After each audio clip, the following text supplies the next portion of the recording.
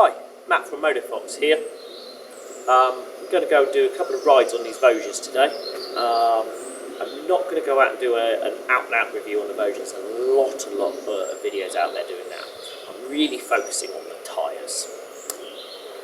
The stock tyres on the bike on my right here, they tend to get a bit of stick.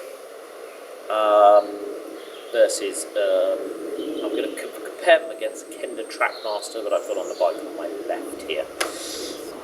Both of these bikes are stock, apart from obviously the tyres on the bike to my left. I will be running them at the same pressure, so I'm going to put 18 psi in both bikes. I won't be going any lower because the Voge is not sold with a grip lock. I went out first on the bike running the stock tyre. There's an adage with tyres: if it grips, it won't last. If it lasts, it won't grip. I think the Timsun tyres that the Voge comes with, I think they're built to last. Where the Timsun tyre I think is really let down is on muddy trails. On this section here we can see there's a bit of mud and ruts.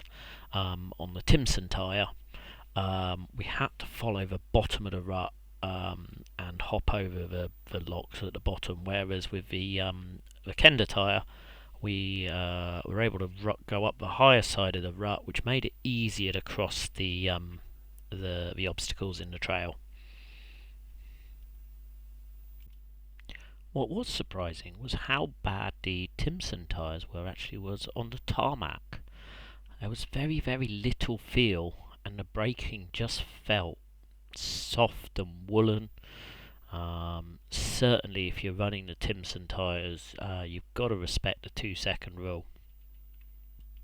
We have a lot of rocky climbs in my local area in the Mendip Hills. I was expecting the Timsun tyres to be okay here, and for the most part they were. However, it's that being able to pick your line where those big blocky side knobbles they come into effect. It's worth being realistic though. Timsun tyres are a stock tyre on a bike that's brand new at 4K. For not a lot, over £120, you can buy a pair of Kenda Trackmasters that are going to vastly improve the trail handling of this machine.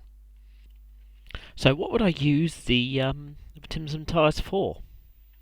Well, if I was planning an overland journey, a long one, then having a set of tyres that will last as long as I think the Timsun tyres will last, it's got to be worth it.